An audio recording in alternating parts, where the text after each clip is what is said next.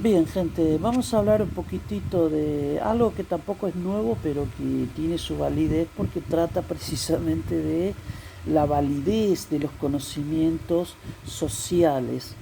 La epistemología social o socioepistemología tiene que ser una materia para el estudioso de lo social, de la psicología social, psicopedagogía, y otras disciplinas, trabajo social, incluso la sociología, tiene que ser algo que tenga mucha relevancia, porque la validez de los conocimientos, sin duda que no somos la física, no es la epistemología de las ciencias físicas, químicas, las exactas, o sea, es una epistemología humanista, cualitativa, que trata, por ejemplo, con ideología y ciencia, es decir, la validez tiene que ver con un campo simbólico de las pruebas, o sea,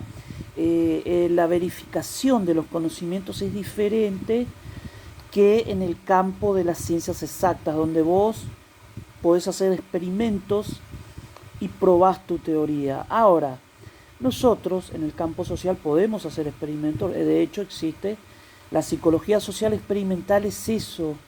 Los experimentos de Stanley Milgram sobre autoridad es eso, de Zimbardo y otros, Salomón Asch, desde la psicología social, podríamos decir, universitaria, pero toda psicología social, incluso la de Pichón, es es una investigación operativa, es decir, que al mismo tiempo que se investiga, se comprueba, se verifica y se producen cambios, es decir, es una action research que llamaba Pichón. De modo que la epistemología cualitativa de las humanísticas, la socioepistemología, tiene que ser muy importante para no transmitir delirios. O sea, ¿qué significa delirios? Digamos, conocimientos falaces, infundadas, que no tienen una verificación práctica en la praxis social. Y los experimentos son momentos de praxis, donde teoría y práctica, dice Pichón, se rectifican o ratifican. La epistemología bachelardiana de Pichón es muy bueno. La epistemología dialéctica de Pichón lo podemos encontrar en personalidades como Samajá y otros, Klimovsky también.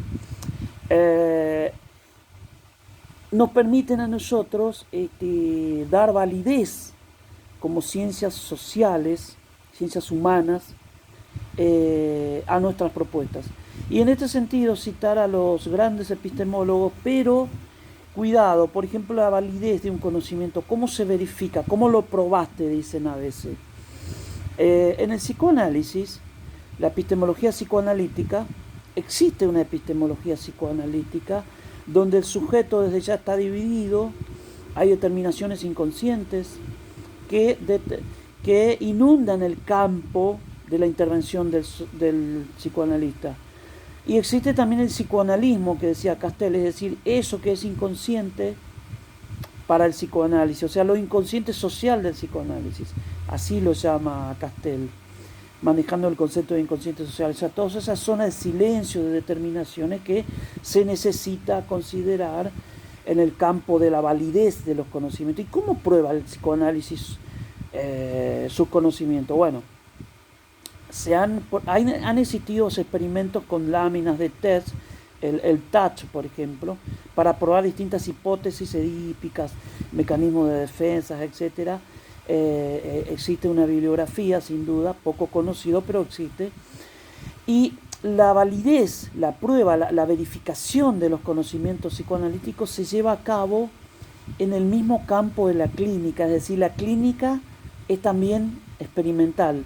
Allí tenés el método clínico y el método experimental juntos. Cuando en el campo de la intervención el psicoanalista comprueba que una intervención tiene efecto, es decir, hay efectos de significación, es decir, el sujeto comprueba en sí mismo, endopsíquicamente o a través del analista, Eso es la comprobación de la validez en el campo psicoanalítico. No se pueden repetir, digamos. Sin duda que la transferencia, inducir la transferencia, traer a colación una escena infantil, eso es experimental también. Se prueban hipótesis. Tus hipótesis diagnósticas se va probando en el campo de la cura. O sea que el campo de verificación del psicoanálisis es el campo de la cura. No es como en la física, en esto se diferencia. Lo mismo en las intervenciones grupales pichonianas, en donde una interpretación pega. Es decir, entonces eso allí se comprueba su validez.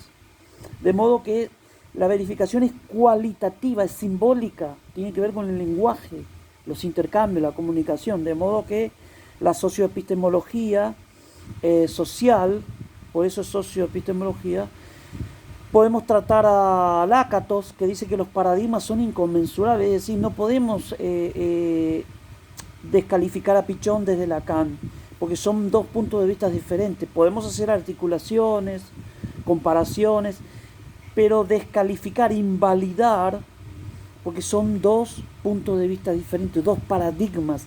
Los paradigmas son inconmensurables. El de Freud es tan diferente como el de Lacan. Pero ¿a qué se han enfrascado la gente? A descalificar a Freud desde Lacan, por ejemplo, o a Pichon desde Lacan. Entonces, la socioepistemología te dice que no. Los paradigmas son núcleos hipotéticos fundados en puntos de vista. No hay que caer en el error de paralaje. Cada posición, si te posicionas acá es diferente, si te posicionas allá es diferente. Tener la epistemología de Popper, las hipótesis, el refutacionismo. Si se prueba una teoría es válida, si no se prueba, asimetría entre verificación y refutación, te dice Popper. Que los chicos sepan que sus conocimientos son hipotéticos, pero también son paradigmas. Y así podemos seguir hablando de varios epistemólogos, incluyendo la epistemología genética de Piaget, la circularidad de la ciencia, que te obliga a hablar de que tus aportes parciales son complementarias con otras explicaciones de tipo social. La sociología, el discurso sociológico, el discurso psicológico, el discurso psicoanalítico y otras propuestas tienen que ser cruzados. Tienen que apuntar hacia una epistemología integral, hacia una epistemología transdisciplinar.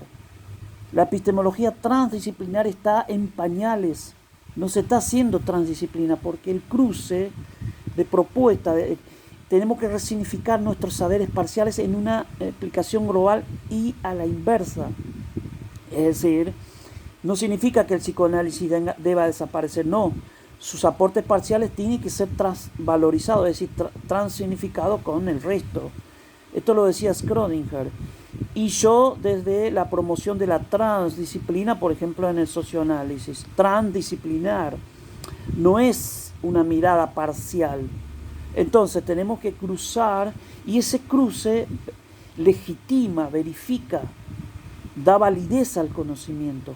Por eso hablamos de una epistemología transdisciplinar también, que yo lo voy a ir promoviendo. De modo que la socioepistemología y la epistemología transdisciplinar hace que las propuestas humanísticas tengan su validez, la posibilidad de su formalización o su axiomatización, como gustan los de la epistemología dura de la ciencia física, su logificación, es decir, usar una lógica de validez, pero discursivo, vinculado al relato, a la eficacia simbólica, a lo social, que no es precisamente establecer mediciones.